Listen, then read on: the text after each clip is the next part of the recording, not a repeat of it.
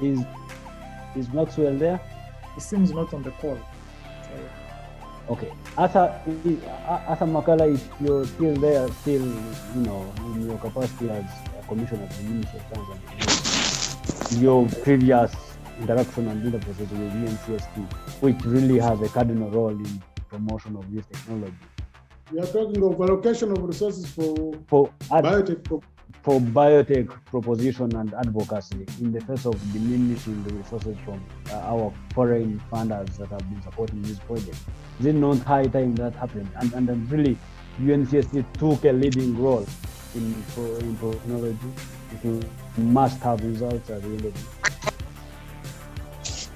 Yeah, I think the behind bill was create full-fledged entity or outfit for this role. Because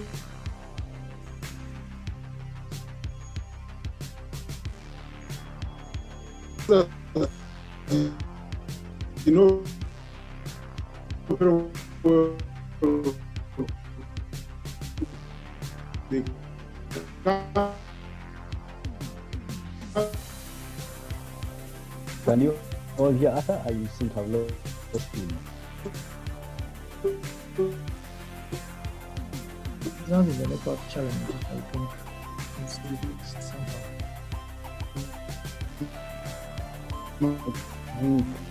Arthur, can you hear me?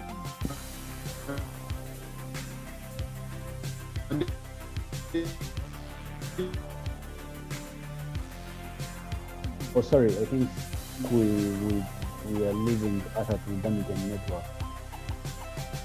But, well, an interesting question here for you, for the panelists on whether or not we should assemble in front of Parliament or State House with placard demanding for the law. And these are really voices of the frustration in people, students, scientists, such as lecturers at Makara University and the rest of the institutions Ireland. Jimmy, what do you think? We must make this conversation. Would that be the way forward? Did you say we should get placards and go in front of Parliament? Someone said, how do we go forward?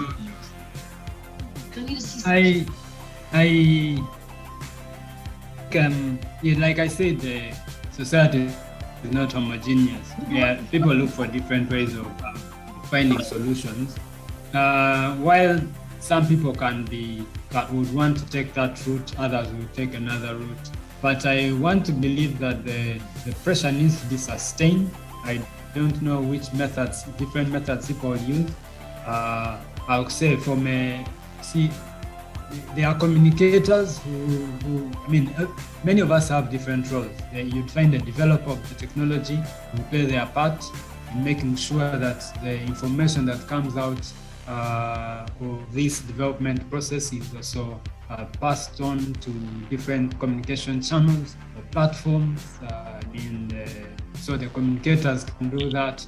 Of course, in that section, like the minister said, Honorable Yoda earlier said, there's a certain intersection. But in this case, the intersection can also be now where we all come together with the various stakeholders.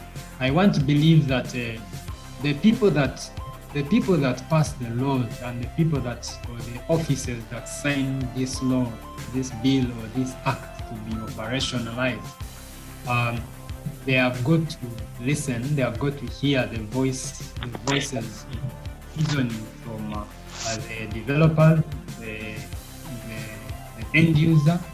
In the end user, I mean people who are going to consume this technology. They need to listen to all sides and not be skewed not to be skewed by machinations of speculation, if I may put it that way. It is easy to speculate, and if I'm a good speculator, I can actually influence you to believing me. And like some of us, like personally, I can have limited vocabulary in expressing myself. And if there's a person who has massive vocabulary to express themselves, they win the debate. Now, the debate should not be based on who talks nicest. The debate should be about what does this technology offer? And if it offers something good, it needs to be supported, both in terms of policy, but also in terms of, like if they want it regulated, the regulators or the policy or the makers of the laws need to also hear and read, comprehend, understand the benefits from this technology. Now, beyond that, then the system also needs to be able to fund, if I say support, like in terms of funding the technologies. Let me give an example. We've had this COVID pandemic, and you quickly saw in less than a year, vaccines have been developed. Now, as a scientist, I was actually surprised but thrilled that it took such a short time to find that vaccines can be developed. Yet there are many other diseases where vaccines have been, it's an ongoing war. I don't want to go into the politics of vaccine development, but I want to show you how when people are determined, you can actually find solutions. And because all these vaccines are coming from countries that have actually supported biotechnology, and or maybe science, technology, and innovation. Let me put it that way, and just make biotechnology a set within the science, technology, and innovation. So it means that if you have supportive structures, you can achieve much. So my call is to have supportive structures that would harness the potential of biotechnology in Uganda and the region. Thank you so much, Jimmy. Arthur, you're back. Resurrected. So we had lost you. You can go on and. Interruption. First of all, I would like again to appreciate the organizers of this conference. I would like you, of course, I can't know what I'm saying, whether it is adding value, but I would like to challenge this team to make video clips out of Jimmy's submissions, and we have them available on different social media platforms, because I like the way he talks. He talks from the practitioner's point of view, not like us who are raising awareness and pushing and justifying. He talks from the I'm sure those videos he might even receive phone calls asking him to go and explain somewhere, because we shouldn't have a feeling that we didn't do a good job. We did our part. We had the law passed through Parliament, not once, not twice, but the final decision to append a signature couldn't be obtained. So we must continue and influence that final process. Going back to my question, so I would like to use Jimmy's clips to put a case, because he's more believable, and he speaks in a very, very consistent, calm, and composed manner. I think I like his submission. So on my question regarding the funding, when something is not yet appreciated or there are mixed reactions and feelings about it, it's difficult for its funding to fluctuate. The funding for advocacy has been largely coming from donors and development partners that think science has a role, or biotech has a role to play for the development of our country. But now with the stalemate regarding the signing and adoption of the law, that funding has significantly dwindled. Now, calling upon the council and maybe even the ministry to allocate resources to advocacy, specifically for biotech and this law, a good call. And I'm sure we have also officers from these different agencies, myself and from the ministry. We take note of that.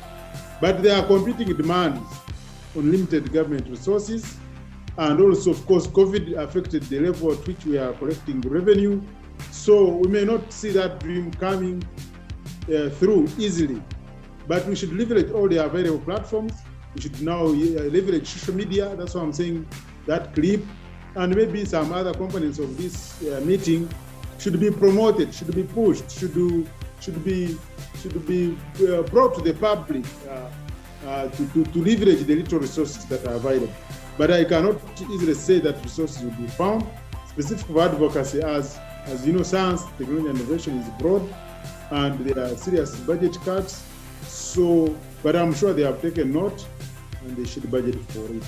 So before I'm dropped off, I wanted to specifically talk about the issues regarding the constitutional requirement for signing the law. Now, the law was passed once in 2018. It went to the president. He could not sign it. Then it came back for the second time. But the constitution is very clear. The minister was alluding to the fact that it should have gone back to the committee. But constitutionally, the Speaker of Parliament, being a lawyer, knew that one would be unconstitutional. Because the Constitution, Article 91, says that subject to the provision of the Constitution, the power of Parliament to make laws shall be exercised through bills passed by Parliament and assented to by the President. A bill passed by Parliament shall, as soon as possible, be presented to the President for assent. And subsection 3 says, the President shall, within 30 days after the bill is presented to him or her, assent to the bill. A. B. Return the bill to Parliament with a request that the bill or particular provisions are reconsidered by the Parliament. So that is what he did in the first round. And notify the Speaker in writing that he refuses to assent the bill. The President did not refuse to assent the bill. He used subsection B, where he had some issues that needed to be reconsidered. Now, where the bill has been returned to Parliament under subclause 3B above, that is where some sections need to be revised, Parliament shall reconsider it, and if passed again, it shall be presented for a second time for the President to assent. That's what happened also. And where the President returns the same bill twice under clause subsection B of revision of some clauses of sections of the bill, of this article, the bill shall be passed for the third time with the support of at least 2/3 of all members of Parliament. The Speaker shall cause a copy of the bill to be laid before Parliament, and this bill shall be law without assent of the President. So the President doesn't have any other chance to assent to that bill, as in he didn't have that in the previous Parliament. So where the President refuses to assent the bill under clause subsection 3 of this article, Parliament may reconsider the bill. If passed, the bill shall be presented to the President for assent. That is if he had refused to sign the bill and it is considered, it goes back to him. And so what I can say without going any further is that the only room which was available was for voting for the bill in the current circumstances, because he used Article 91, subsection B, where he was objecting some sections of the bill, and he did it twice. So he had no chance of the bill being returned to him for the third time. But that was in the 10th Parliament. Now we are in the 11th Parliament. So what we are talking about now is something totally different. That bill was not passed. It was passed, but not assented to the President. So the only room which was remaining was for Parliament to vote for it, but with all members of Parliament present for it, to vote for it. Now, the fact that that could not be achieved, we are talking about a new bill now. So if we had pushed this bill, we are talking about the 11th Parliament, we are talking about a new government, we are talking about a new president. Whereas we still have the same person occupying that office, legally, this is a new president, because this is a new term of office, and a new parliament. So if we are to move forward, we need to organize a debate, or we need to start now discussions on how do we strategically move forward or with this bill. We still need the bill the way it was. If then, we have to engage the parliament, and that bill will be considered as a new bill. And also the efforts which were done before, the consultation process, all of those are no longer relevant. The current committee has to start its own process, can use the reports of the previous committee as reference material only. So we have to have that in the mind. So we should not cry over already spilled totally, and it's totally spilled and it has already been absorbed in the soil. We must be creating a new agenda. And that's why I was advocating for the idea of looking at the new and emerging technologies and packaging them in the form of an economy development bill, which has both a promotional and regulatory component. And even not specifically pointing out areas, genetic engineering would be just one of the other areas of new technologies. By doing that, I think we can make headway. But by trying to advocate for a bill which is called JERA, in the current circumstances, the current situation, to answer the issues which were in the previous government, with the previous president, the previous parliament, I think that is not going to help us move forward. I thank you. Thank you so much, Arthur, for that detailed clarification. And indeed, the 11th Parliament has a completely different composition from the 10th Parliament, and probably that would be leverage for the proponents as much as it might be leverage for the antis, trying to have a better refined conversation on how to go forward with the biotechnology modification. And the proposition you make on looking at it in another way really seems viable. And this is the conversation we should now be having. How do we go forward? Someone, and before I call on, he asked a question. I hope I can hear from you, Arthur, and anyone else. On is it viable? Is it right to now for, let's say, or any interested parties and holders carry placards to Parliament and State House complaining and demanding for action forward? You will come in later, Arthur, on that. I want to welcome Dr. Sadiq. Your hand raised.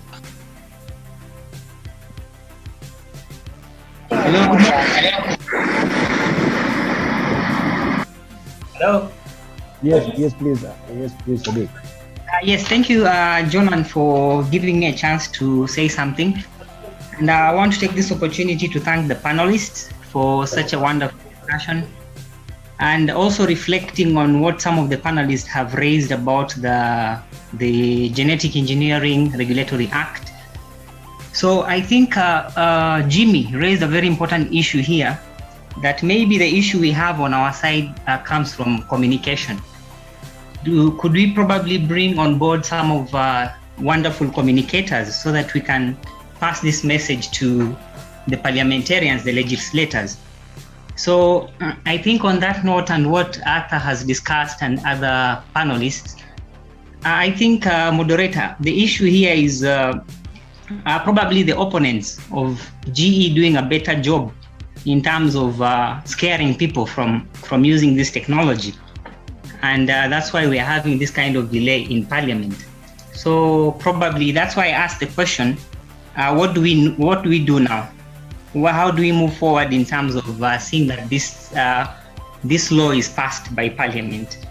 So I think as we end the discussions, it's my hope and wish that we probably think of a way of how we can assemble ourselves and see where the law is at. We find where it is, whether the issues that were raised by the presidents have been addressed, and how do we move forward as a group? Because I believe everyone here is probably an interested party. We know the challenges that the law has had. So I will still pose the question to Dr. Arthur Makara, who has moved. Some of the panelists have moved through all the different places in terms of pushing for this law. So probably with the guide is taken up, they have raised issues of having genetically modified products in our shelves in the supermarkets. And I would probably urge every member here, the next time you visit a supermarket, try to read around and you'll see the kind of danger that we're putting the society. So as much as we are saying no to the genetically modified crops, we have a lot of these things that are already in our shelves, and having a law does not only facilitate us having the genetically modified crops or animals, but also safeguarding the environment and human health. So I thank everyone for the discussion, And I look forward to engaging further than just having it here. Thank you. Thank you so much, Sadiq. Arthur, Doctor, do you have something to say on that? Yeah, I think I had already somehow given my kind of way forward. Yeah.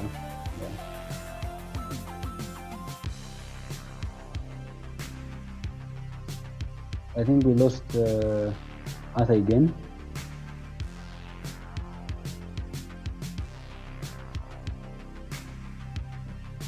Hello? Jonan? I think we've lost Arthur again. Yes, Jimmy, please, go ahead. If I may... Jonan, I think... Jimmy? I think... Jimmy, maybe if I can just say one word before you come in. I want to also recognize that we have a new parliament, and the truth is on ground. If you see on ground, we have an issue of sensitization in terms of how people understand genetic engineering and biotechnology. And we have a very big role to play in terms of sensitizing, the legislators on what exactly is biotechnology. We have very new faces in parliament right now. So my wish is probably when we try to follow up the bill, when it was National Biotech and Biosafety Bill, there was a lot of lobbying and a lot of sensitization that had to be done to the legislators. So we have a new speaker, we have new members of parliament, and we have a hurdle in terms of getting the law through. So that is my submission. Go ahead, Jimmy. Right. Yeah, so thanks again, Sadiq. I think I totally agree. We have a new crop of legislators in there, just like we also we have a new minister. But from what Honorable Moses said, Elioda said, regarding the assessment he made about the incoming or the Minister of Science and Technology now, and he has hope that she will listen to the voices of science. Now, so if she has that listening ear, she'll certainly also be the focal point. She'll also be within the moving parts of that sensitization, if I may put it. Now, of course, beyond that, the various stakeholders, I know the platform I represent, I come from, NARO, has always had a lot of stakeholder engagements. And again, beyond just the farmers, we have, like I said, regulators and other policy makers and other big actors have been involved, have been brought into our facility to see what we do, where we start from, and to build confidence in the regulators or the policy makers' minds that we are actually able to have these products developed and released in Uganda for Ugandans. And they appreciate the infrastructure and the human capacity that has been developed here. Now, during the sensitization, so for me, one message I keep sending out is that biotechnology or genetic engineering goes beyond food. It goes beyond agriculture.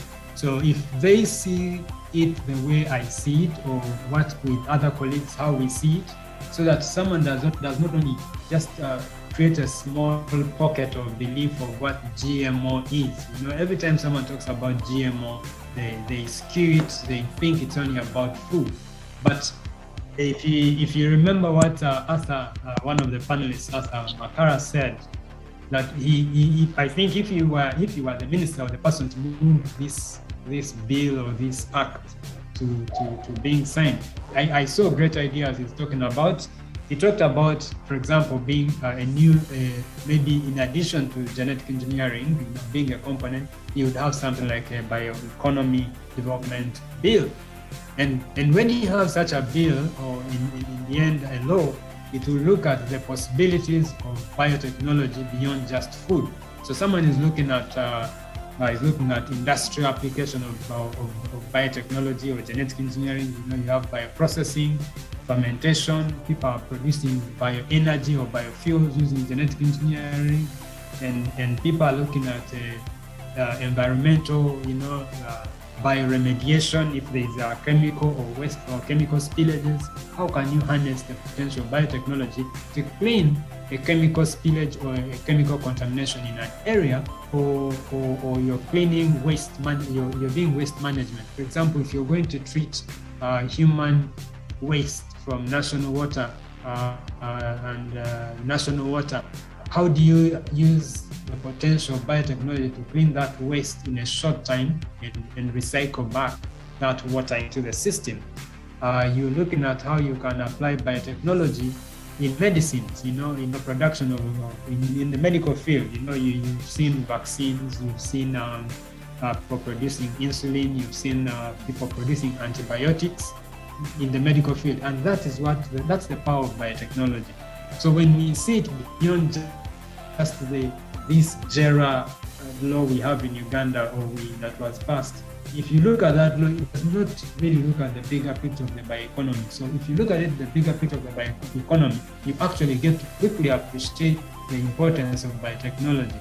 And that gives hope to even a student at Makara University or any other university in Uganda, that when they go through their education system, and we are talking about job creation, we are not talking about someone, when you finish your biotech course, you can actually apply that knowledge you picked to apply in the bioeconomy, the various spheres of the bioeconomy, like I've spelled them out.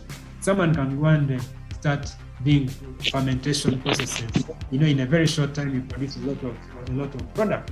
So those are the things that will start, the things the messages that you start making these policymakers, and potential regulators, the communicators get to appreciate, so that when they meet the powers that be, then it's the work of supporting, and not just only in terms of creating the law or passing the law, but the subsequent support that is given to the developer is appreciated. Thank you so much, Jimmy. Thank you. I have noted that. I'm back now. All right, Arthur. I also note the presence of Joshua Raymond Bumza from UDIC, Grace from UDBC, Peter Wambuga from SciFord, and the rest of great stakeholders present. Please, thank you for being with us in this conversation.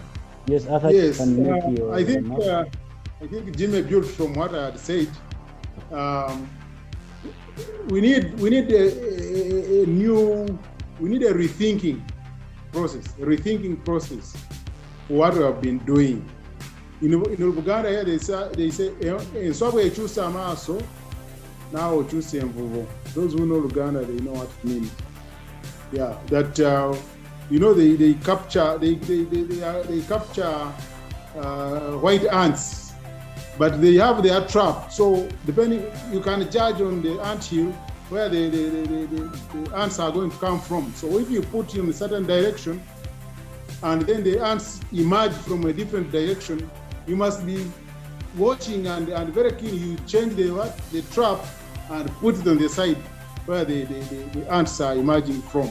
So I think, given the experience we have gone through, this is the appropriate time to do a rethinking on how we approach things.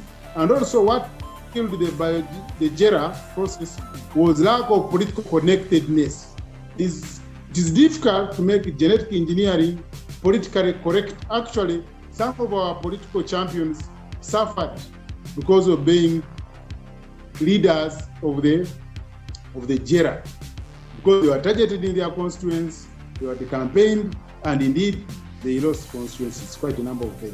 So now, the new approach is the bioeconomy, and the new approach is to produce products from our vast bioeconomy, bioresources, and even export and import substitution. And of course, for you to be able to do that, you must deploy scientific tools and approaches, of which genetic engineering is one. And even these new ones, the gene editing, the synthetic biology, because if we don't do that, then there will be need for a law on synthetic biology. There will be a need for gene editing. And of course, even if we keep saying that, they are embedded, you are working within the gene, you are not bringing anything new, a group is going to emerge, or the same group is going to emerge and say, no, you need a law for this. After this, I need you people to check, to go to your systems and to internet and check a group called AFSA, Africa Food Sovereignty Alliance, or something like that. AFSA, that is it is the best here in Kampala. It used to be in Ethiopia. When Ethiopia, the Ethiopian government under the new leadership took a decision to make progress with the GM technologies, they had to shift camp, and there was no better place than Uganda. So we still have those champions. Our friends from the other side, they are still with us, and they are going to continue frustrating us as we even strategize. So we need to be politically correct, and that's why I answered that question where someone would say, is it time for us to pick placards and go and demonstrate in front of Parliament and say that we need this law to be passed? And I said yes. Why did I say yes? Because you raise, you'll be politically correct, you'll be a constituency. This law lacked a politically connected constituency, and that's why it suffered the way it suffered. So even as we change direction, as we go into a rethinking process, that strategy of being politically aligned, answering to the challenges of the time of youth unemployment, of importation of everything, and exporting nothing, must be at the forefront of our advocacy approach. That's what I can say, and I lay my case. Thank you so much, Arthur. I am very sure we cannot preempt the conversation on biotech and state in this country in just a single dialogue like this. So we could go on and on and on. Every time we have someone speak, there are new insights that we can talk about and explore little in detail. So I only pray that this is one of the many. I feel it is the right time now with the new parliament for us to reunite as proponents and start engaging with politicians, the policymakers, and the rest of the stakeholders, but with a new packaged message. Really, we also need to refine and retune the message to align with the current, reality. We should just not bring on the message that we used, made progress and reverted previously, but we should refine and realign ourselves and engage the new policymakers and see how best we can have a policy that facilitates commercialization of this knowledge and products that have been developed and invested in so many years in this country, and also harness the potential and the investment that has been done in capacity building of students in universities and scientists in researchers, and this this brand that Uganda has had for many years now as the leading innovative player in the field of biotech. It would not become a wasted opportunity. We really need to start under depression and someone.